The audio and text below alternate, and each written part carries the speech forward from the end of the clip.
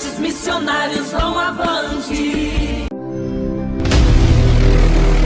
Estou pregando para homens e mulheres que deixarão de ser vulcões adormecidos para se tornarem vulcões em erupção, preparado para cuspir fogo na terra e construir coisas grandiosas.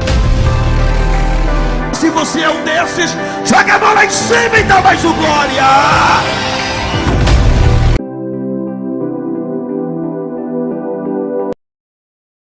Gênesis, capítulo 12, do versículo 1 até o versículo 4, para a gente poder entender melhor. Ora, o Senhor disse a Abrão: sai-te da tua terra, da tua parentela e da casa de teu pai, para a terra que eu te mostrarei. E far-te-ei uma grande nação, e abençoar-te-ei e engrandecerei o teu nome, e tu serás uma bênção. E abençoarei os que te abençoarem, e amaldiçoarei os que te amaldiçoarem. E em ti serão benditas todas as famílias da terra. Assim partiu Abrão, como o Senhor lhe tinha dito, e foi Ló com ele. E era Abrão da idade de 75 anos, quando saiu de Harã. E tomou Abrão a Sarai, sua mulher, e a Ló, filho de seu irmão, e todos os bens que haviam adquirido, e as almas que lhe acrescentaram em Harã, e saíram para irem à terra de Canaã, e chegaram a Canaã, à terra de Canaã. Ok. Olha só, irmãos. Por que nós lemos de novo o capítulo 12? Nós não vamos pregar aqui não, viu? Não é no capítulo 12 não. É só para poder dar o pontapé inicial, né? Da nossa partida daqui, para poder entender melhor o que vai acontecer lá na frente, né? Então aqui perceba uma coisa. O Senhor Deus falou com Abrão e falou assim: Abrão, sai da tua terra e do meio da tua parentela. Então qual é a ordem? A ordem era ele sair da terra. Ele obedeceu? Sim, obedeceu. Ele saiu da terra dele, que era a terra de Harã, né? A terra de Harã. Então ele saiu da terra? Saiu. Mas qual foi a segunda ordem? Sai da tua terra e do meio da tua parentela, do meio dos teus parentes, né? Do meio dos teus parentes, parentelas, familiares ali, primo, tio, avô, cunhado, né? Enfim. Sai da tua terra, do meio da tua parentela. Então a primeira ordem ele obedeceu: sai da tua terra, saiu. E sai do meio da tua parentela. Qual foi a terceira ordem? Vai para a terra que eu te mostrarei. Então são três ordens aqui. Sai da tua terra, do meio da tua parentela. Sai da tua terra é o primeiro. Segundo, e do meio da tua parentela. Terceiro, e vai para a terra que eu te mostrarei. São três ordens. A primeira ordem, sai da tua terra, ele obedeceu. Segunda ordem, sai do meio da tua parentela, ele não obedece. Terceira ordem, vai para a terra que eu te mostrarei, ele obedeceu também. Então ele obedece duas ordens, porém uma ele não obedece. Ou seja, das três ele obedece duas, uma ele não obedece. Então a terça parte aí da ordem de Deus, vamos botar aí 33%, ele não obedece. E não basta você obedecer a Deus 80%. Não basta você obedecer a Deus 99,9%. Você tem que obedecer 100% para ser abençoado, para que você possa viver o cumprimento das promessas de Deus na sua vida. Então perceba que Abraão, ele obedece 70... pegar os 100 dividir por 3, né? 33, ele obedece aí 66, alguma coisa por cento. Mas 33, né? 33, um pouquinho aí, ele não obedece. 33,3, ele não obedece, né? Quer dizer, a terça parte das ordens de Deus, a terça parte ele não obedece. Ele não obedece. Então, às vezes, Deus fala algo com a gente, nos dá uma ordem, nos dá um mandamento, nos dá uma ordenança, né? Estabelece uma regra, um estatuto para a gente, e às vezes nós obedecemos em parte. E depois nós queremos cobrar de Deus, e às vezes até ficamos irritados, ficamos com raiva de Deus, né? Por que o Senhor não fez? Por que o Senhor não cumpriu? O Senhor foi injusto, né? O Senhor não é fiel, o Senhor não é Deus. Quer dizer, o problema não está em Deus, o problema está em nós. Mas Deus fez uma promessa, ok. Agora perceba uma coisa, irmãos. Toda a promessa de Deus, ela tem uma condicional. Grave bem isso. Toda a promessa de Deus tem uma condição. Deus impõe uma condição, né? Ele faz uma promessa, só que ele estabelece cláusulas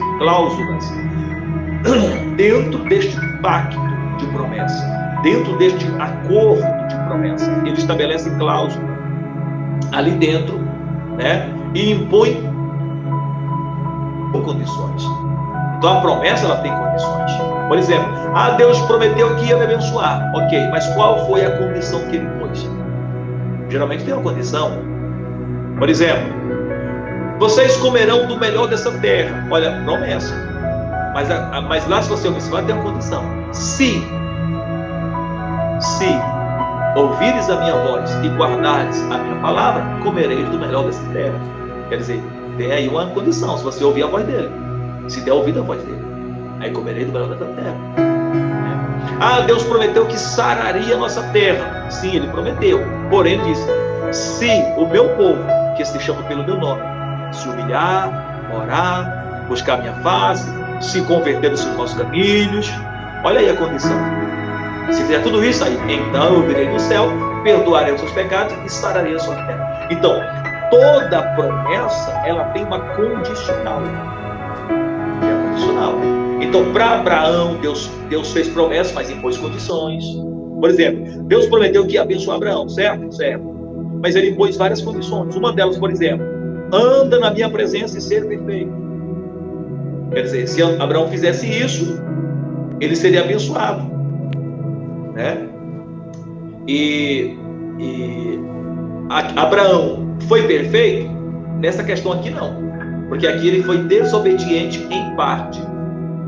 Só que às vezes a nossa desobediência ela é pequena comparada com a nossa obediência. Às vezes nós obedecemos mais do que desobedecemos. Deus nos dá 3 ordens, nós obedecemos 2 e desobedecemos apenas uma. E por ter obedecido 2, a gente acha que já é merecedor da bênção, que temos que ser abençoados. E se Deus não fez, Deus foi injusto. E não é assim. Deus, ele prometeu abençoar, mas nós temos que cumprir exatamente como ele estabeleceu, né? Então, se Deus falou que tem que ser assim, tem que ser assim. Se Deus colocou uma regra, tem que cumprir aquela regra, né? Então aqui Deus falou com Abraão: Abraão, sai da tua terra. Ele saiu. Vai para a terra que eu te mostrarei. Ele foi. Então ele obedeceu 2 mandamentos. Porém, esse que está aqui do meio, o que está no meio, sai da tua terra e do meio da tua parentela, esse ele não obedece. Aí você fala: pastor, mas ele saiu do meio dos parentes. Certo, mas ele levou o parente com ele. É a mesma coisa se o senhor falar assim: meu filho, sai do meio do pecado. Por exemplo, sai do meio do mundo. Aí eu pego e saio do mundo e venho para a igreja. O que é que tem no mundo? No mundo tem engano, mentira, no mundo tem prostituição, no mundo tem fornicação, tem adultério, no mundo tem fofoca, intriga, no mundo tem cobiça, enfim, tem um monte de coisas erradas no mundo, certo? Aí o Senhor fala assim: sai do meio do mundo, sai do meio do pecado, e vem para a minha presença. Aí você vem para a igreja, e vai na frente, recebe a oração: agora eu sou crente, sou evangélico. Saí do mundo, obedeci a Deus. Só que aqui, agora dentro da igreja, você continua mentindo, você continua enganando, você continua falando mal de alguém, continua desejando mal para o próximo, continua prostituindo.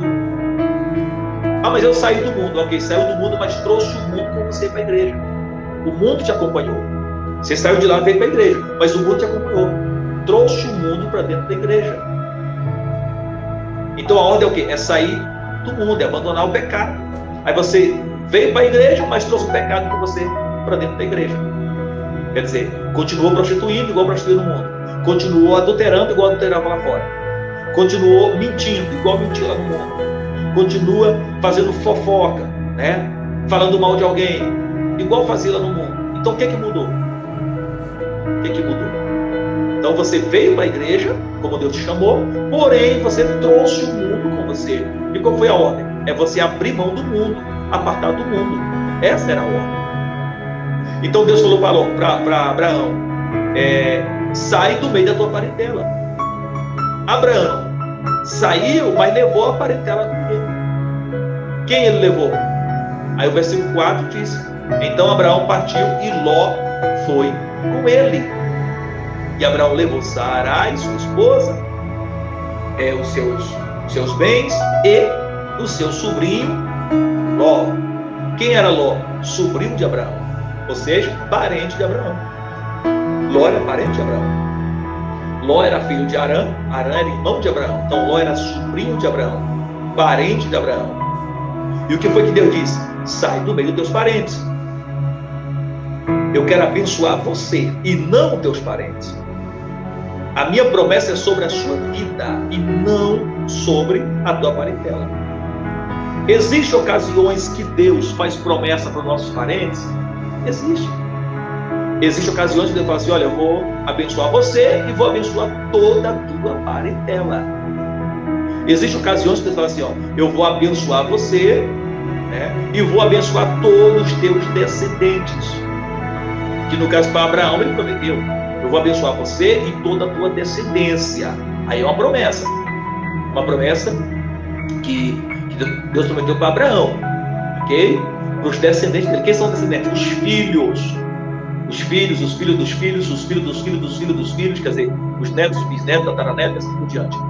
Eu vou abençoar toda a tua descendência, o que sair de você. Agora, quem não saiu de você? Ah, mas o Ló. Não, o Ló é seu sobrinho. E o João? Não, o João é seu primo. E o Manuel? Não, o Manuel é seu tio. E o Antônio? Ah, o Antônio é seu cunhado. Quer dizer, é parente, mas não saiu de você. A minha promessa é abençoar o que vai sair de você, o que vai ser gerado de você, ou seja, seus filhos. Seus filhos. O que é a nossa casa? Quando a Bíblia fala assim, sobre a tua casa. A tua casa são aquelas pessoas que foram geradas de você, no caso, teus filhos. Então você se casou, teve filhos, filhas, né? Esse pessoal aí fazem parte da tua casa, né? Teus filhos, teus netos, que saiu de você. Esse pessoal faz parte da sua casa, né? Saiu de você, foi gerado de você. Então, essa aí é a tua casa, vamos dizer assim.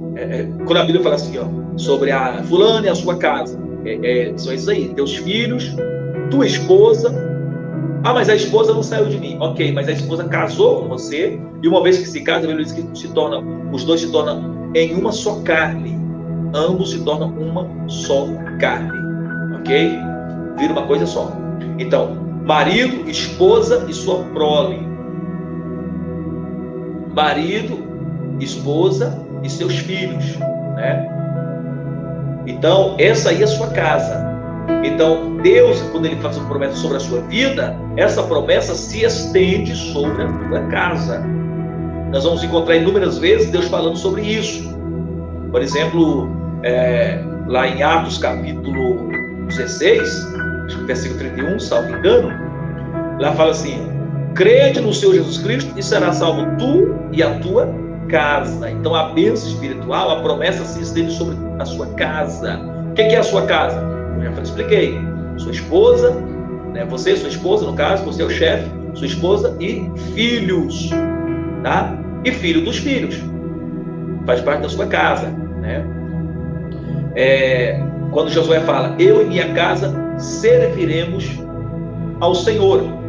Quer dizer, eu, minha esposa, meus filhos, meus netos, minha casa, serviremos ao Senhor. Ah, e meu primo? Não, meu primo tem a casa dele. Meu primo agora se casou e ele tem filhos, netos. Ali é a casa dele. A minha casa é a minha casa. A casa do meu primo é do meu primo. A casa de Abraão é a casa de Abraão. O que é a casa de Abraão? Abraão não tinha filhos. Então a casa de Abraão é quem? Sara. Sara era a casa de Abraão. Então a promessa ali, por enquanto, está sobre Abraão e Sara. E Ló? Ló não é casa de Abraão. Ló tem esposa. Então Ló tem a sua própria casa. Ló não é filho, Ló é sobrinho. Então Deus fala para Abraão sair do meio dos parentes. Ló não é casa de Abraão, Ló é parente de Abraão. Faz parte da parentela, dos parentes, mas não da casa. E o Senhor mandou Abraão sair do meio da parentela. Mas o que Abraão fez? A Bíblia diz, então Abraão partiu, mas levou consigo o seu sobrinho Ló. Ou seja, levou o seu parente Ló. Mas eu não te mandei abrir mão da tua parentela, sair do meio da tua parentela? E como é que tu vai levando Ló, né? Claro que Deus não falou isso de imediato. Então Abraão partiu, Ló foi com ele. Detalhe, Abraão chega em Canaã. Quando chega em Canaã, vem uma fome terrível sobre a terra. Ele tem que ir peregrinar no Egito e Ló vai com ele. Ló está junto. Chega no Egito, irmãos, ele quase perde a esposa, porque o faraó se agradou de Sarai, né? No caso de Sara, que se chamava Sarai antes, e achou ela bonita, quis ela como esposa. E Abraão, com medo, porque havia uma lei na época, que se o faraó gostasse de uma mulher, achasse ela bonita e ela fosse casada, o que o faraó fazia? Matava o marido para poder casar-se com a mulher. Então Abraão iria morrer. Para Abraão não morrer, o que ele fez? O faraó pergunta, quem é essa moça? Para Abraão não morrer, Abraão disse, ela é minha irmã. Ela é minha irmã. De fato, Sara ou Sarai na época, no caso, era irmã de Abraão, porque ela era filha de Terá. Ah, pastor, ele podia casar com a irmã? Na época podia. Na época podia. Lembra que ainda não tinha a lei de Moisés. A lei só veio existir há 500 anos depois. E para que serviu a lei de Moisés? Para regulamentar essas coisas. A partir da lei de Moisés, aí já não pode mais. Irmão casar com irmã, essas coisas. Mas até então, acontecia isso, se casava. E por que Deus, de certa forma, permitia? É porque havia uma palavra, crescer, multiplicar e encher a terra. Deveria encher, então tem que encher rápido, hoje nós achamos errado casar em tanto humano. Achamos errado por quê? Porque veio uma lei para regulamentar isso. A partir do momento que tem uma lei dizendo que isso não pode, aí quem praticar, a gente já sabe que é errado, porque infringiu a lei. Uma vez que não tem lei que não fala que isso não pode, acabou. Está liberado, está tranquilo. Comer daquela árvore proibida, a árvore da ciência do bem e do mal, foi pecado? Foi. Mas por que foi pecado? Só porque Deus disse que não podia. Uma vez que Deus fala, não pode, você fizer, aí pegou. Então, enquanto não tem lei, não há pecado ali. E Abraão disse, ela é minha irmã. E aí Faraó toma a mulher de Abraão como irmã, depois Deus tem que se manifestar e pesar a mão em Faraó. Aí vem todo o processo, Faraó devolve a esposa para Abraão. Enfim, olha só a confusão que Abraão se mete. Olha a confusão que Abraão foi arrumar. Abraão volta do Egito, volta para Canaã, e Ló com ele. Aí chega ali, vão para as terras de Abimeleque. Quando chega lá, Abimeleque também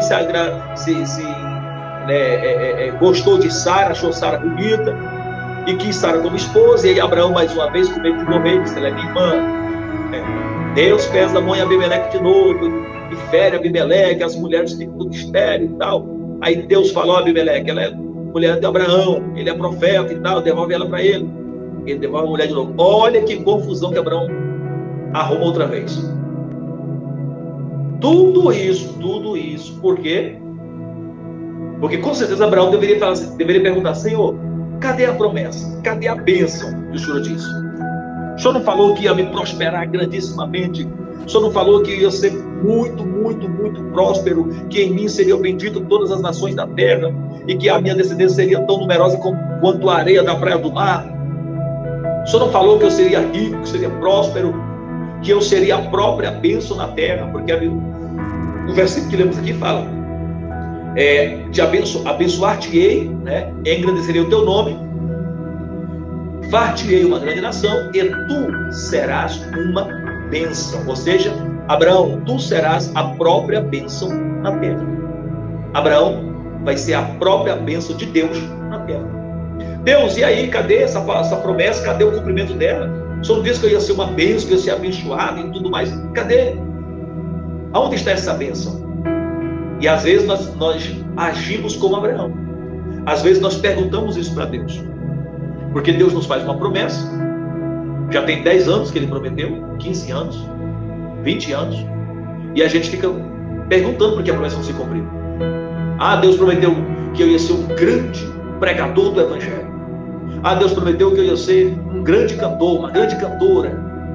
Viajar ao Brasil, fora do Brasil, gravar nas grandes gravadoras do país. Ah, Deus prometeu que eu ia pastorear uma igreja com milhares de membros neste rebanho. Uma grande igreja. Cadê a promessa? Cadê o cumprimento? Por que não se cumpriu? Ah, Deus prometeu que eu ia ser muito próspero financeiramente, que eu ia ter uma grande empresa. Por que não se cumpriu?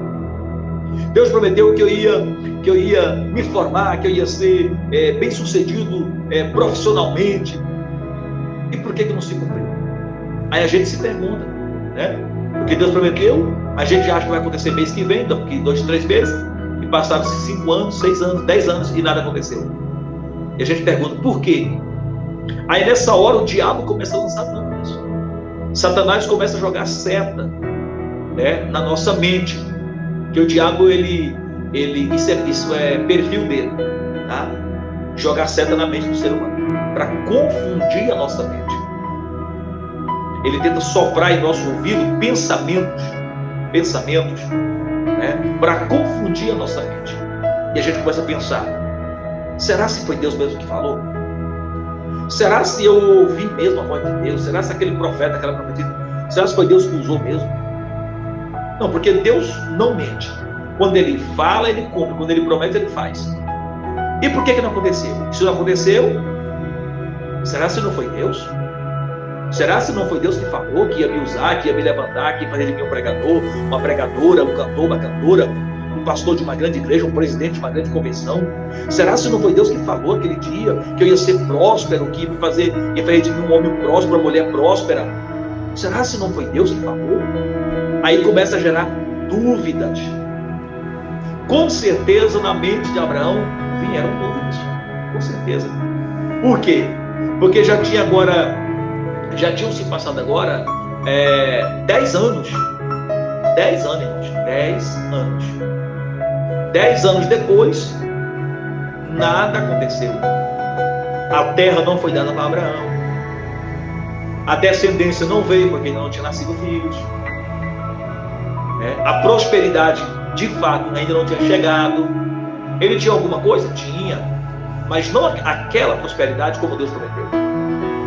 Tinha ali, comparado com a promessa, tinha ali um paliativo, um atenuante.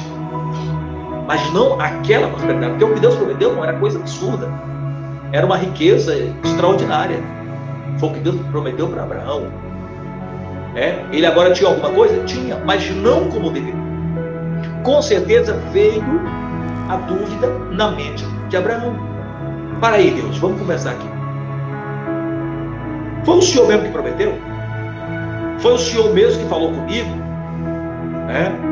Foi o Senhor mesmo que me fez aquela promessa de bênção, de vitória, de que eu ia ser isso, ia ser aquilo, que eu ia crescer, que eu ia ser conhecido, e que as famílias seriam benditas em mim, que minha descendência seria abençoada, que eu seria próspero? Foi o Senhor mesmo que falou, Pai?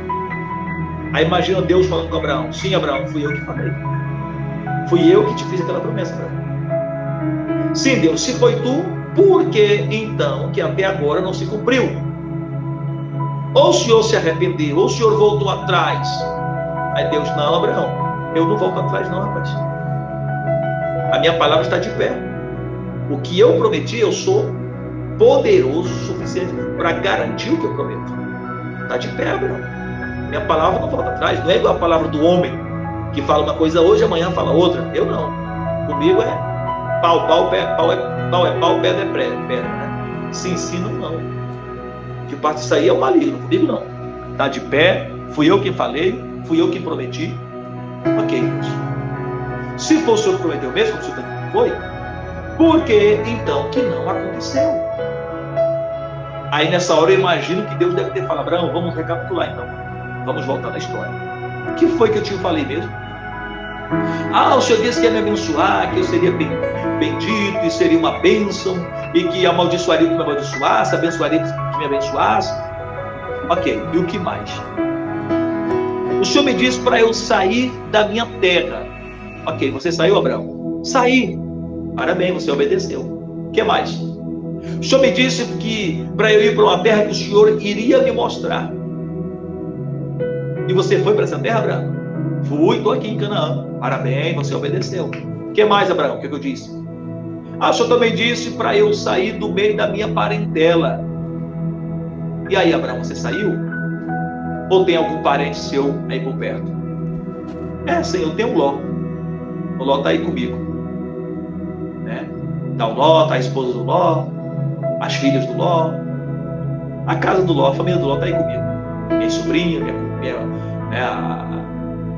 o meu sobrinho, estão aí comigo. Pois é, Abraão, então você não obedeceu nessa parte. Nessa parte aí você foi desobediente. Ô Senhor, mas só desobedeci em um ponto. Pois é, esse um ponto coloca tudo a perder.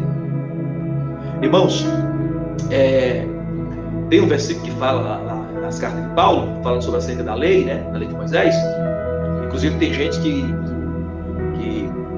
vai para igrejas ou para comunidades que guarda a lei judaica, né? Os mandamentos, né? E as pessoas dizem, tem que guardar os 10 mandamentos. E eles vão para lá, para certas comunidades, certas igrejas, e diz que vão guardar os 10 mandamentos, porque lá eles pregam a lei, pregam os mandamentos, então lá é o certo. Só que Paulo, o que Paulo falou? Paulo falou assim: olha, se você quer guardar a lei, ok, porém tem uma questão. Se você tropeçar em um só ponto da lei, é como se você tivesse tropeçado em toda ela, ser culpado de toda ela. Por exemplo,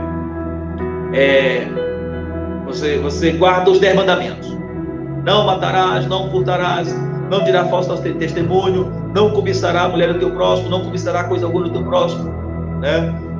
Amará o teu próximo, amará o Senhor teu Deus sobre todas as coisas, enfim. Aí você fala: olha, eu guardo tudo isso aqui.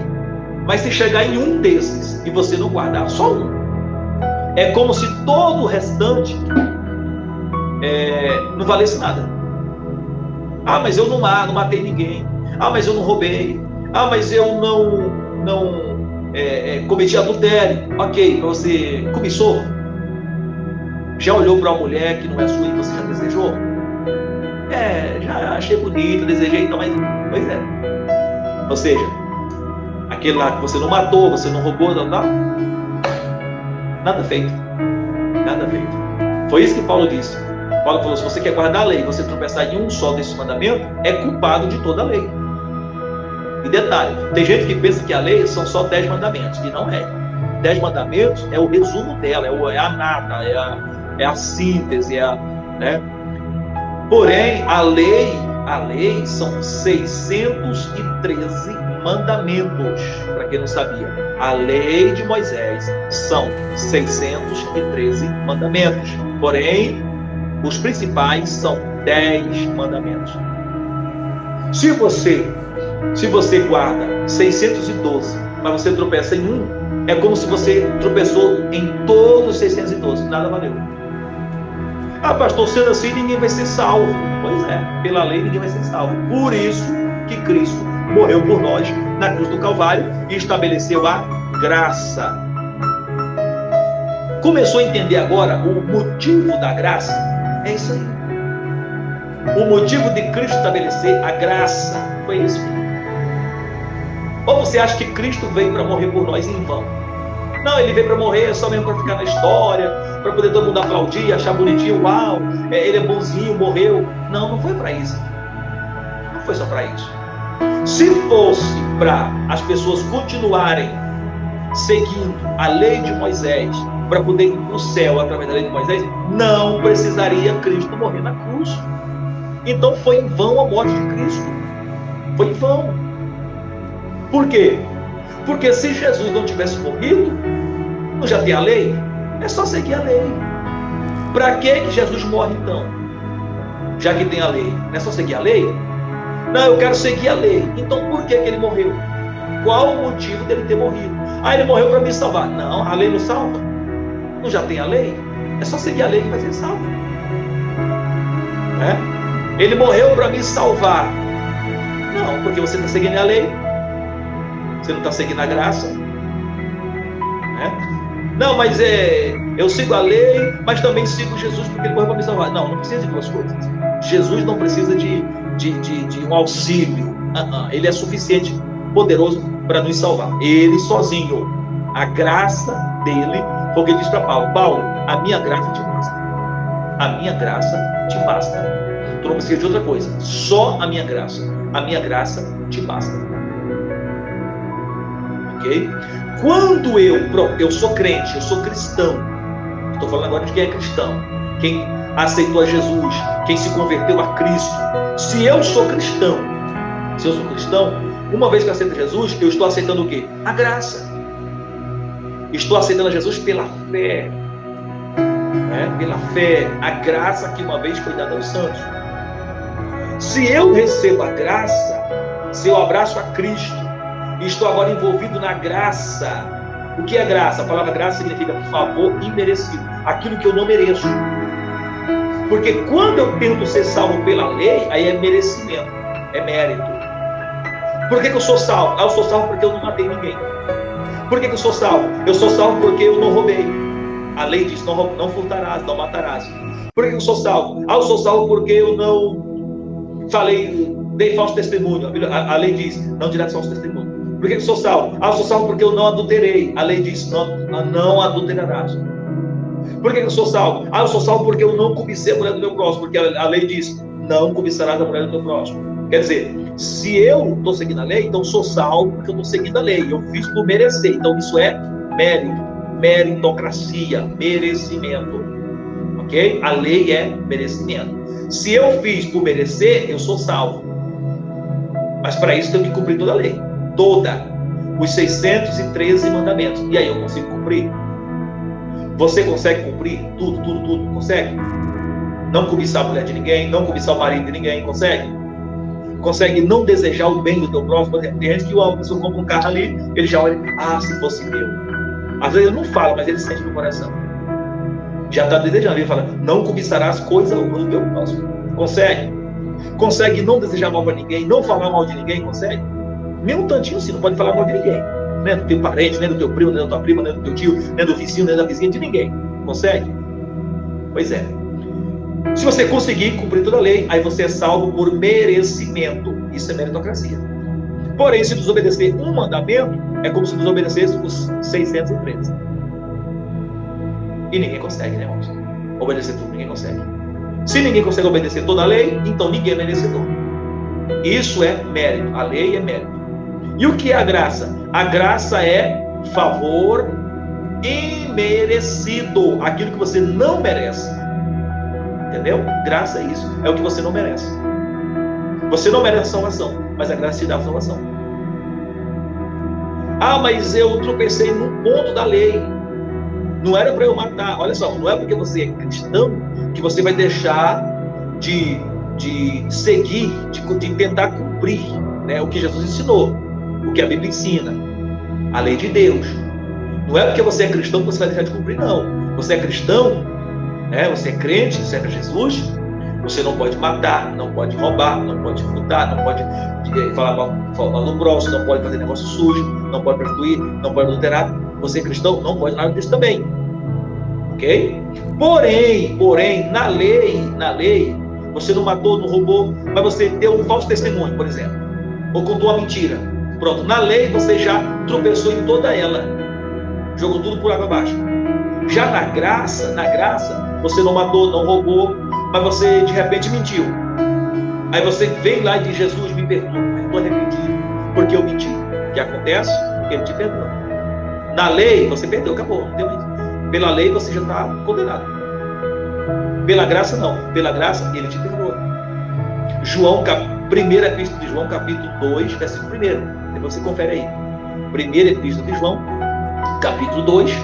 Vamos ler, que é melhor. Vamos ler, né? Primeira carta de João, primeira epístola de João, capítulo 2, versículo 1, para você ver como que é na graça. Na graça, quando você peca, o que acontece? 1 João, capítulo 2, versículo 1. Meus filhinhos, estas coisas vos escrevo para que não pequeis. E se alguém pecar, temos um advogado para com o Pai, Jesus Cristo, o justo. Olha aí, irmão. Meus filhinhos, essas coisas eu vos escrevi para que não pequeis. Aqui nós estamos na graça. E qual é a vontade da graça? Não peque. Eu vos escrevi essas coisas para que não pequeis. Mas, olha só. Aí coloca um porém, né? Porém, mas, se alguém pecar, porque é inevitável não pecar, tem como. Né? Não tem como não pecar. Não tem como. Se alguém, inclusive, a Bíblia fala assim, ó, se nós dissermos que não temos, vamos lá, já estamos no 1 João aí, 1 João, nós estamos no capítulo 2, volta só um capítulo aí, vamos para o capítulo 1 e vamos para o versículo 8. Se dissermos que não temos pecado, enganamos a nós mesmos, e não há verdade em nós. Olha, se dissermos que não temos pecados, enganamos a nós mesmos e não há verdade em nós, ou seja, já estamos enganando. Isso é mentira, não é verdade, mentira. Ah, eu não tenho pecado, já está mentindo, já está pecando. Só em você dizer que não tem pecado, eu não peco. Só em falar isso, você já está pecando, porque está mentindo. Se dissermos que não temos pecado, somos mentirosos e a verdade não está em nós. Então, ou seja, filhinhos, eu vos escrevi essas coisas para que não pequeis. A vontade de Deus é que não peque. Porém, é impossível não pecar, gente. Não tem como. Então, como ele já sabe que você ia pecar, que eu ia pecar, que nós íamos pecar, é o que ele diz. Mas, se alguém pecar, lembre-se, ou seja, não se desespere, mas lembre-se que temos um advogado para com o Pai, Jesus Cristo, o justo. Jesus Cristo, o justo. Pecou, está na graça, pecou, mentiu, errou, falhou ali, Senhor Jesus, me perdoa. Me perdoa, Pai. Eu estou aqui, sei que errei, falhei, eu quero me reconciliar contigo. Me perdoa. Na lei, o que ia acontecer? Pedra nele, pedra nela, né? Apedreja ele, apedreja ela, mata. Por quê? Porque na lei é assim, irmão, o salário do pecado é a morte. E todos pecaram e destituídos estão da glória de Deus. Isso na lei. Na lei, né? A alma que pecar, diz a Bíblia, essa morrerá. Pecou, morte. E essa morte é o quê? Morte eterna. Ou seja, inferno. Pecou, inferno. Pecou, né? Vai ficar morando com o diabo. Escuridão eterna. Isso para quem pecou. E na graça? Na graça, pecou. Se não se arrependeu, aí sim, morte eterna. Mas se arrependeu, se reconciliou com Jesus, eu te perdoo. Eu te perdoo. E pode, na lei não, mas na graça pode. É isso a graça. Ah, mas eu não mereço. Pois é, a graça é isso. Mas eu pequei, eu merecia a morte, eu merecia o inferno. Pois é, mas a graça é isso. Eu não mereço o céu. Pois é, mas a graça é isso. Favor imerecido. Aquilo que nós não merecemos. Vamos ler o versículo. Já que estamos em João, 1 João. Isso aqui é carta, viu? Carta de João. Primeira carta de João. Vamos ler o capítulo 1. Vamos agora ler o versículo 9. Pecados, ele é fiel e justo para nos perdoar os pecados e nos purificar de toda injustiça. Olha aí, se confessarmos, ele é fiel e justo para perdoar nossos pecados e nos purificar de toda injustiça. Ok? Isso só pode se dar na graça. Na graça. Beleza? Então, amados, estamos falando aqui sobre Abraão. E o Senhor Deus, né? Imagina aí, vamos imaginar uma conversa entre Abraão e Deus. E Deus falou: Abraão, ok, Você obedeceu, saiu da sua terra, foi para a terra que eu te mostrei, porém, trouxe o seu parente. Descumpriu uma das minhas ordens. Eu disse para você deixar sua parentela, você trouxe seus parentes. Descumpriu minha ordem, desobedeceu, né? Então, Deus não poderia abençoar Abraão como ele tinha prometido. Por quê? Porque Abraão não cumpriu a condição que Deus impôs. Havia um contrato, havia uma cláusula contratual, um acordo. Nessa cláusula dizia que Abraão deveria sair da sua terra, da sua parentela e ir para a terra que Deus ia mostrar. 3 coisas, ele fez só 2, uma ele não cumpriu. Deus também não poderia cumprir a sua parte do acordo. Ok? Então, até então, Abraão não tinha sido abençoado. Aí Deus diz: Abraão, esse é o problema. O Ló está contigo. Você trouxe o Ló com você. E às vezes, irmão, Deus nos manda sair do meio da nossa parentela e a gente vai, mas leva o parente com a gente. Estou aqui ilustrando apenas, tá bom? Esse parente aí pode não ser um parente de verdade, físico, de carne e osso. No lugar desse parente, coloca outra coisa. O que, pastor? Por exemplo, o pecado. Deus mandou você sair da prostituição e vir para a igreja. Você veio para a igreja, mas continua se prostituindo. Você trouxe a prostituição com você. Lá fora no mundo, você vendia o seu corpo, né? Entregava o seu corpo em prostituição, em troca de dinheiro. Te pagavam e você vendia algumas horas do teu tempo para homens, ia para motel e para isso, para aquilo outro, lá no mundo. Aí você veio para a igreja, foi na frente, dobrou seus joelhos, aceitou a Jesus. Aí eu não vendo mais o meu corpo lá fora, só que aqui você dá em cima dos homens da igreja, e até homens casados, e você não é casada, você é solteira, ok, mas você sai com algumas pessoas e tem relação sexual. O que é isso? Prostituição. Mas eu não estou vendendo meu corpo. Mas prostituição não é só aquilo que se vende. Uma vez que você não é esposa dele, ou mesmo você que é homem, uma vez que você não é esposo dela e pratica o sexo antes do casamento, isso é pecado. Isso é pecado. Lá no mundo você praticava isso. E aqui na igreja? Continua praticando. Então, que mudança que teve? Você saiu da terra que você estava e veio para a igreja. Mudou de terra. Mas trouxe o que você tinha lá. Trouxe o Ló com você, né? Saiu da terra, mas trouxe a parentela junto. Saiu do mundo, veio para a igreja, mas trouxe o pecado junto. A fofoca, a intriga, a discórdia, né? Trouxe junto. A mentira, o engano, trouxe junto. E aí você diz: eu quero ser abençoado, eu quero ser abençoada. Aí Deus fala: então aparta-te do Ló, abra mão do Ló. E eu quero falar mais uma vez: esqueça, irmão, o Ló, coloca no lugar do Ló o teu impedimento. Aqui do Abraão era o Ló, mas o seu pode ser outro, tá? Eu vou falar aqui Ló só para você entender, mas no seu coloca outro nome aí, tá bom? Qual é o Ló que está te acompanhando? Você vai colocar aí. Imagina aí, qual é o Ló que está te acompanhando? O que é que você fazia no mundo e que hoje você continua fazendo na igreja? O que é? Pensa aí, puxa aí na sua consciência. O que é que você fazia no mundo que você trouxe para a igreja? Eram roupas sensuais que você usava no mundo, né? Andava quase nua, e aqui na igreja você quer andar do mesmo jeito? Aí você quer que Deus te abençoe. Lá no mundo tudo bem, você era objeto de prostituição, objeto de desejo, de sensualidade. Aqui na igreja você é templo e morada do Espírito Santo. Qual é o Ló que você trouxe consigo para a igreja? Pensa aí, imagina aí. O que você fazia no mundo e hoje você continua fazendo na igreja. As práticas pecaminosas que você tinha lá fora e trouxe para dentro da igreja.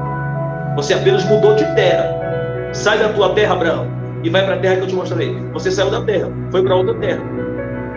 Sai da tua parentela, aí você levou o parente contigo. Sai do pecado, você levou o pecado contigo. Então, qual é o Ló que te acompanhou, que está te acompanhando? Agora começou a entender o porquê que Deus não está cumprindo a promessa dele na sua vida. Tem um impedimento. Tem um Ló te acompanhando. Tem um Ló te acompanhando.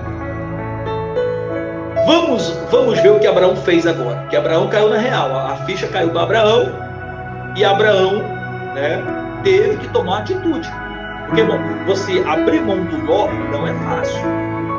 Abrir mão do parente não é fácil. Abrir mão do pecado de estimação não é fácil. Abrir mão daquela prostituição, daquele adultério, não é fácil. Daquela amante, não é fácil. Abrir mão daqueles prazeres que você tem carnalmente, né, na carne, não é fácil. Abrir mão de certas, da sensualidade, né? Não é fácil. Não é fácil. Claro que não. Abraão demorou 10 anos para abrir mão do Ló.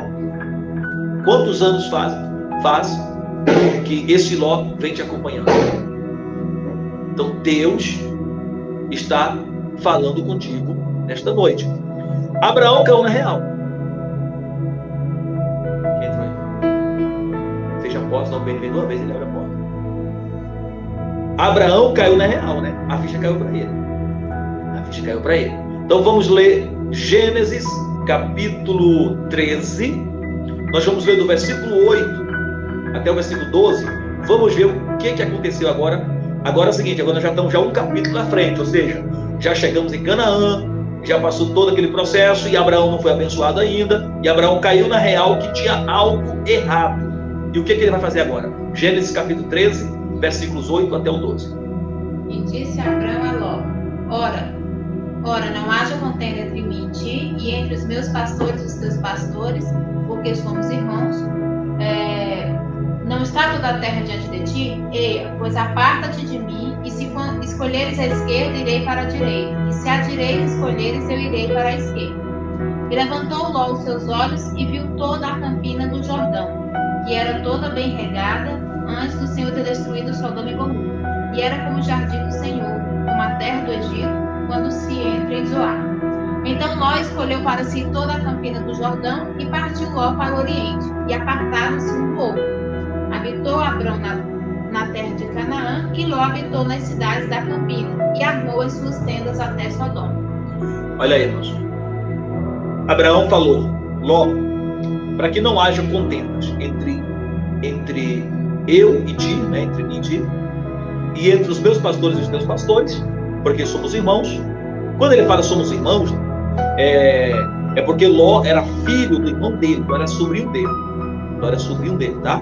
Só que o irmão, o pai de Ló já havia falecido, né? Então, quando o pai falece, o filho toma o lugar do pai. É como se aquele filho se tornasse agora assumiu o lugar do pai, né? Da casa ali, do Harã, e agora se torna como fosse irmão de Abraão. Tá? Por isso que ele fala somos irmãos. Era assim que funcionava na época da eu acho que até hoje, né, no meio do povo judeu, é assim que funciona, né? O pai morre, o filho mais velho assume o lugar do pai, assume o lugar da família. Então ali é como se o Ló fosse o próprio Harã. Ele fala, porque somos irmãos, ok? Então Ló, aparta-te de mim. Olha o que ele fala, aparta-te de mim. Se tu escolher para a direita, eu vou para a esquerda. E se tu quiser escolher a esquerda, eu vou para a direita. Mas vamos separar. Cada um para um lado, cada um toma o seu rumo. E Ló, olhando, viu as campinas ali do Jordão, né? Aquela região ali do Jordão, e que era bonita, né? Bem regada. A Bíblia chega até a comparar com o jardim do Senhor, né? Como o Egito quando se entra em Zoar, coisa bonita, né? Muito pasto, muito verde. E Ló viu tudo aquilo e disse: opa, é ali que eu vou me dar bem. É ali que eu vou amarrar o meu burro, né? Como eu disse para ele. É ali que eu vou me dar de bem. Porque tinha muito pasto, muito verde, muita água. E essa região que Ló escolhe fica ali na região de Sodoma e Gomorra. Sodoma e Gomorra. E Ló armou as suas tendas até Sodoma. Até Sodoma. O que é Sodoma? O que é Gomorra? 2 cidades, tá? Sodoma é uma cidade. Era, porque foi destruída, tá? Sodoma era uma cidade. Gomorra era outra cidade. Porém, cidades-estados. Vou repetir, cidade-estado. O que é isso? Hoje nós temos estado e dentro do estado temos cidade, né? Assim? E o estado fica dentro de um país, né? Assim? Temos o Brasil, dentro do Brasil 27 estados, em cada estado várias cidades, ou seja, presidente do país, governador dos estados, prefeito da cidade. Na época não era assim, né?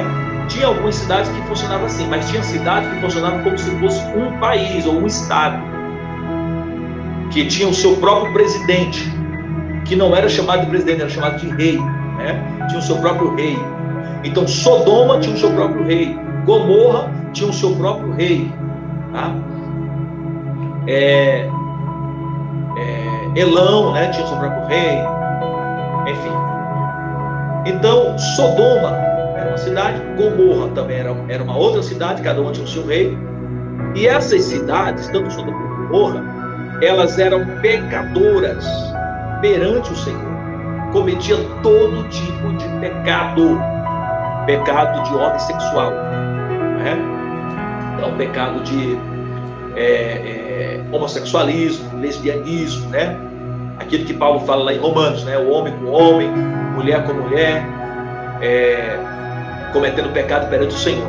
Então Sodoma e Gomorra cometiam esse tipo de pecado, e isso desagradou a Deus. Deus ficou irado com essa cidade.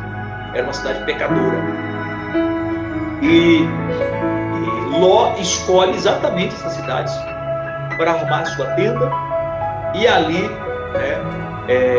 cuidar dos seus negócios, porque Ló era pastor de ovelhas, também tinha um rebanho, né, um grande rebanho de ovelhas. E inclusive os pastores de Ló, né, já estavam brigando com os pastores de Abraão por causa dos pastos. E então Ló foi habitar nessas regiões e armou suas tendas desde Sodoma, ok? Abraão foi habitar na terra de Canaã. Aí quando Ló saiu, irmãos, quando Ló se apartou, vamos ler então isso aqui logo. Vamos continuar, vamos ler então aqui no capítulo 13, vamos ler, paramos no 12, vamos ler o versículo 13 em diante. Capítulo 13 e também o versículo 13 em diante. Ora, eram maus os homens de Sodoma e grandes pecadores contra o Senhor. E disse o Senhor a Abrão, depois que Ló se apartou dele: levanta agora os teus olhos e olha desde o lugar onde estás para o lado do norte e do sul e do oriente e do ocidente. Porque toda esta terra que vês, te hei de herdar a ti e a tua descendência para sempre. E farei a tua descendência como o pó da terra, de maneira que se alguém puder contar o pó da terra, também a tua descendência será contada. Olha só, irmãos. Olha só o que Deus faz com Abraão depois que o Ló se aparta dele. Ló foi embora? Foi. Abraão, Senhor, agora Abraão, da onde tu está, dá uma olhada para o norte, olhei. Olha para o sul, olhei. Olha para o oriente, olhei. Olha para o ocidente. Oriente, ocidente é leste e oeste, né? Oeste e leste. Olhou para os quatro cantos, os quatro pontos cardeais, olhei, Senhor. Mas olha direito, até onde a vista dele vai alcançar. Sobe em cima do monte aí, da serra, olha tudo. Olhou? Olhei. Pois é. Toda essa terra eu darei a você e à sua descendência. Abraão, a tua descendência será tão numerosa como o pó da terra. Se der para contar o pó da terra, também poderá contar a sua descendência. Então Deus está fazendo uma promessa para Abraão agora, e dizendo: agora sim, Abraão, eu vou te abençoar. E de fato, a partir daí, Deus abençoou Abraão grandissimamente. A partir daí, Deus começa a prosperar Abraão grandissimamente. Por quê? Porque Abraão agora está obedecendo a Deus naquele ponto que ele tinha desobedecido. Ele tinha obedecido 2 mandamentos, mas um não, né? Então agora ele resolve obedecer o terceiro. Aparta da tua parentela, sai da tua parentela. Então agora ele apartou do Ló, seus parentes. Não tem mais nenhum parente perto dele. Agora só a casa dele, que é Sara. Depois vai vir os filhos, né? Isaac, Ismael, os filhos de Quetura, enfim. Então agora sim Abraão está de fato no caminho certo, de fato trilhando os caminhos de Deus, o caminho da obediência. E Deus agora de fato vai abençoar Abraão. E Ló, como já disse, foi habitar as campinas ali do Jordão, região de Sodoma e Gomorra, e armou as suas tendas em Sodoma. O que acontece agora? A cidade, como eu já expliquei, era pecadora. Deus resolve destruir a cidade de Sodoma e a cidade de Gomorra. E Deus disse que ia destruir, como de fato ele destruiu, né? Enviou fogo do céu, caiu fogo do céu sobre essas cidades, destruiu Sodoma, destruiu Gomorra, acabou tudo. Até hoje não existe mais, acabou. Virou só o torrão, né? Queimou tudo. Queimou tudo. Agora, por amor a Abraão, o que Deus fez? Deus queria que Ló estivesse perto de Abraão? Não, não queria. Porém, por amor a Abraão, Deus resolveu poupar a vida de Ló. Então Deus envia um anjo, e esse anjo vai até Sodoma, na casa de Ló. Na verdade foram 2 anjos. E esses 2 anjos, eles vão dizer para Ló: olha, saia depressa daqui, vai embora depressa, porque nós temos ordem para destruir a cidade, nós vamos acabar com tudo. Vamos destruir tudo, vamos queimar tudo. Nós temos ordem para destruir a cidade, ordem de Deus. Então, pega a tua família. Olha só, agora aqui outra promessa para a família. É interessante que a promessa de Deus é para a tua família, para você e sua casa. Você e sua casa, né? Na verdade, não é para os familiares, é para você e sua casa. Não é para os parentes, primo, tio, não. É para você e sua casa. Ló, pega a tua esposa, tuas filhas e sai depressa dessa cidade. Depressa, né? Aí lá o anjo falou assim: ó, escapa por tua vida. Escapa por tua vida, né? Sai depressa. E o livramento ali é para Ló e sua casa. Quem é a casa de Ló agora? A esposa e suas 2 filhas. Ele tinha 2 filhas. Sai depressa, escapa por tua vida. E o dia amanhecendo, né, Ló saiu da cidade com a sua esposa, com as suas 2 filhas, e foram embora depressa, porque o anjo falou assim: olha, quando tu sair da cidade, a gente vai destruir tudo. Vou te esperar até sair, né, ficar numa área segura, porque nós vamos destruir tudo isso aqui. Vai cair fogo, vai destruir tudo. E Ló saiu depressa com a sua esposa, com as suas filhas. Porém, o anjo deu uma ordem, disse: olha, não olhem para trás. Não olhem para trás. Quer dizer, vão embora, olhem só para frente, para frente, para frente. Não olhem para trás. Não olhem para trás. Vamos ler o capítulo, Gênesis capítulo 19. Vamos ler o versículo 24, o 25 e o 26. Então o Senhor fez chover enxofre e fogo do Senhor desde os céus sobre Sodoma e Gomorra, e destruiu aquelas cidades e toda aquela campina, e todos os moradores daquelas cidades e os que nasciam da terra. E a mulher de Ló olhou para trás e ficou convertida numa estátua de sal. Olha só, a ordem que o anjo deu, os anjos deram, né? Não olhe para trás, vai embora. Só que o Ló não olhou para trás. As 2 filhas não olharam para trás, mas a esposa, a mulher de Ló, olhou para trás e foi transformada em uma estátua de sal na mesma hora. Na mesma hora. Por que que o Senhor disse: não olhe para trás? Porque eles estão saindo agora de uma cidade pecadora, né? Eles estão saindo agora de Sodoma e Gomorra, estão saindo de um lugar onde o povo desagradava a Deus, vivia na prática do mundanismo, prática do pecado, coisas horrendas, horríveis eram praticadas nessa cidade. Deus está tirando Ló e a casa dele dessa cidade.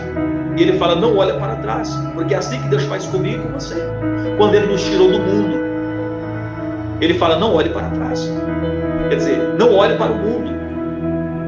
Porque quando você olha para o mundo, você está, de certa forma, gerando um sentimento de saudade, né? Então Deus, ele não quer que você olhe para trás, que você olhe para o mundo, que você olhe para as velhas práticas. Uma vez que você resolveu seguir o Senhor, irmão, né, é olhar para frente, é olhar para o alvo, é olhar para Cristo, que é o autor e consumador da fé.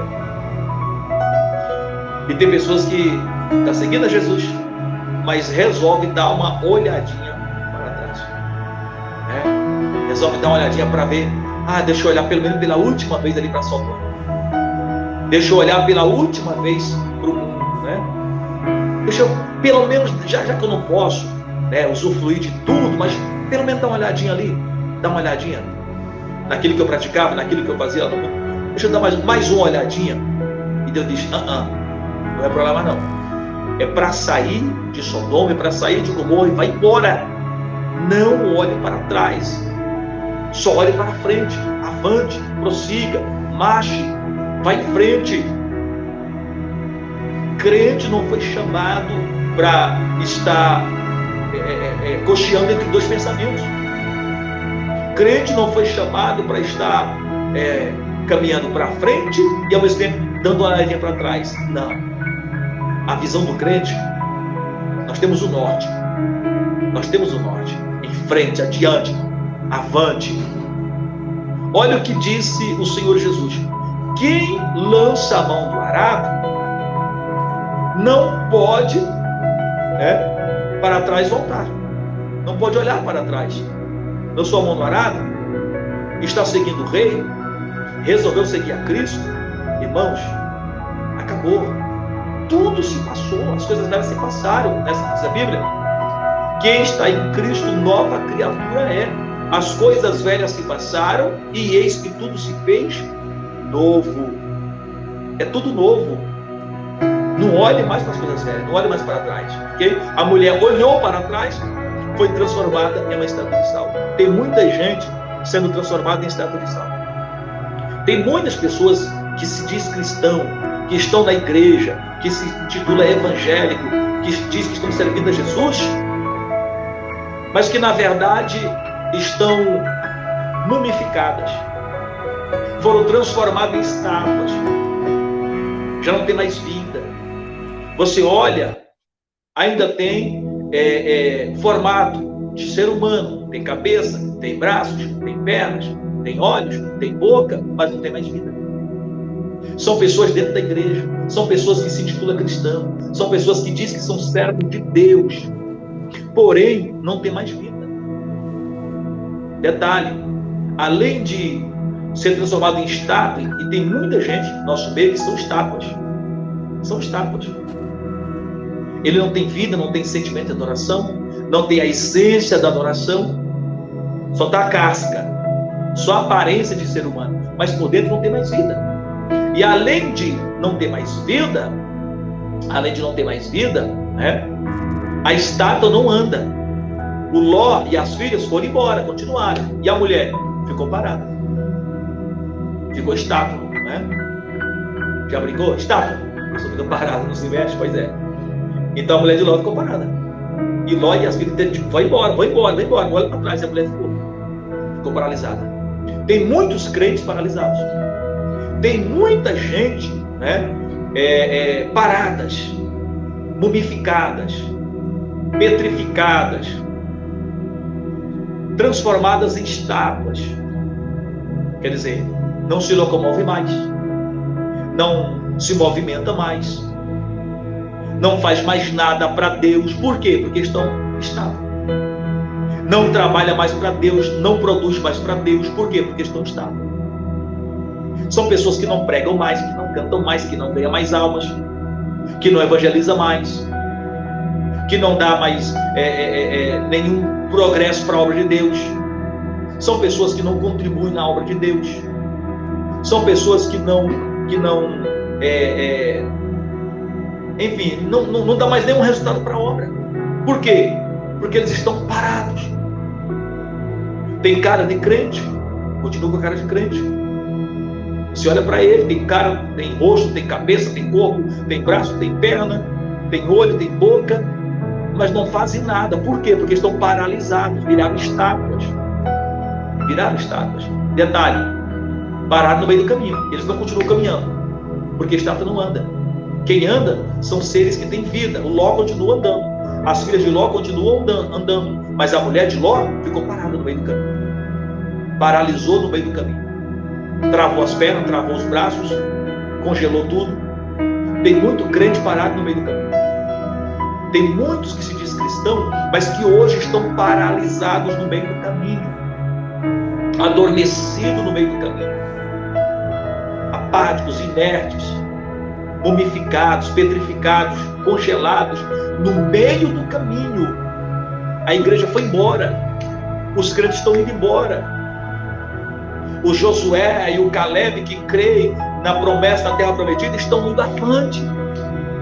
E o Senhor está dizendo: Caleb e Josué vão entrar na terra, mas vocês não vão entrar porque vocês pararam no meio do caminho, vão morrer nesse deserto. Uma coisa, irmão, não é como você sai, não é como você começa, na verdade. O que importa não é como você começa a tua caminhada. O que importa é como você termina a tua jornada. Tem pessoas que começaram mal, capengando na fé, se arrastando, mas no final terminaram bem. Tem pessoas que começaram bem, começaram lá em cima, no ápice, no oba-oba, na unção, no poder. E no meio da caminhada eles esfriaram, congelaram, paralisaram, ficaram imóveis, travados, pararam no meio do caminho. E não adianta nada você começar e parar no meio do caminho. O troféu é entregue para quem cruza a linha de chegada. A medalha é colocada no peito daquele que cruza a faixa. Enquanto você não cruzar a linha de chegada, faltou 1 centímetro da linha de chegada. Ok, mas 1 centímetro ainda está fora. Não é ficar 1 centímetro atrás da linha. É, se possível, passar pelo menos 1 centímetro à frente da linha. Aí você ganhou. Você venceu. Você é campeão. E o troféu é para os vencedores. A medalha é dada para os campeões. Então tem pessoas que infelizmente param no meio da caminhada. Paralisam no meio da caminhada. Estacionam no meio da caminhada. Congelam no meio da caminhada. Por quê? Porque resolveram olhar para trás. E quando você olha para trás, irmãos, o mundo tem um poder de congelar crente. Você já viu a história da mitologia grega? A história da Medusa? A Medusa era uma moça que, segundo a mitologia, era uma das moças criadas, né, dentro do templo de Atenas. Era uma moça muito bonita, virgem, mas que um dia um certo deus da mitologia grega, com o nome de Poseidon, que era o deus dos mares, se encantou por essa moça, né? Invadiu o templo de Atenas, profanou o templo, abusou desta moça dentro do templo, tirou a virgindade dela, da Medusa, e foi embora. Ele era um deus, podia fazer o que quisesse. Porém, essa moça, por ter sido a causa do templo de Atenas ser profanado, quando Atenas veio e viu o templo profanado, a moça até pediu perdão, mas Atenas não quis perdoar. E como ela foi a causa do templo ser profanado, então Atenas a transforma em uma moça com todos os seus cabelos foram transformados em serpentes. Cada fio de cabelo era uma cobra, uma serpente. De maneira que ela tinha um rosto muito bonito, mas qualquer homem que tentasse se aproximar dela, as serpentes estavam no cabelo, né, picaria essa pessoa. E detalhe, mesmo se alguém tentasse pelo menos olhar para ela, só em olhar para o rosto da Medusa, a pessoa ficava petrificada, virava uma pedra, se transformava em uma estátua de pedra na hora. Olhou para a Medusa, se transforma em uma estátua de pedra. O que era a Medusa ali? A Medusa ali era o símbolo da profanação, o símbolo do pecado, né? O símbolo de algo profanado, do profano. Então a Medusa ali é o símbolo do profano. Alguém olhou para a Medusa, olhou para aquilo que é profano, fica petrificado, se transforma em uma estátua na hora. Isso é a mitologia grega, ok? A gente consegue isso, é claro. Estou usando isso aqui apenas a título de ilustração, só para isso, tá bom? Mitologia. O que é mitologia? Mito. São contos, né? Apenas a título de informação, tá bom? Mas, a título de informação, podemos simbolizar isso aí, essa Medusa, o profano, o pecado, o mundo. Alguém olhou para a Medusa, se transforma em estátua, fica petrificado. É a mesma coisa. Olhou para o mundo, vai se converter em estátua de sal. A mulher olhou para o mundo, é transformado em estátua. O crente olhou para o mundo, é transformado em estátua, é petrificado na hora. Então não olhe para o mundo, não olhe para o profano, não olhe para a Medusa, não olhe para aquilo que é mundano, que é pecado. O rosto da Medusa era muito bonito. A mitologia diz que era um rosto muito belo. E as pessoas queriam olhar porque era um rosto bonito, mas porém, naquele rosto havia o poder de petrificar, de transformar pessoas em estátuas. E às vezes você olha para o mundo, porque o mundo é bonito, tem coisas bonitas, tem coisas belas, tem coisas atraentes, tem coisas desejáveis, né? Que a tua carne deseja, que é prazerosa, só que isso é perigoso. Isso pode te transformar em uma estátua. E aí você vai ficar paralisado no meio do caminho. Os crentes vão continuar andando, a igreja vai continuar caminhando, a igreja vai ser arrebatada, a igreja vai morar no céu, a igreja vai entrar na Canaã celestial e você ficou parado no meio do caminho, petrificado, mumificado, congelado, transformado em uma estátua de sal. Uma reflexão para mim e para você. Pense nisso, viu?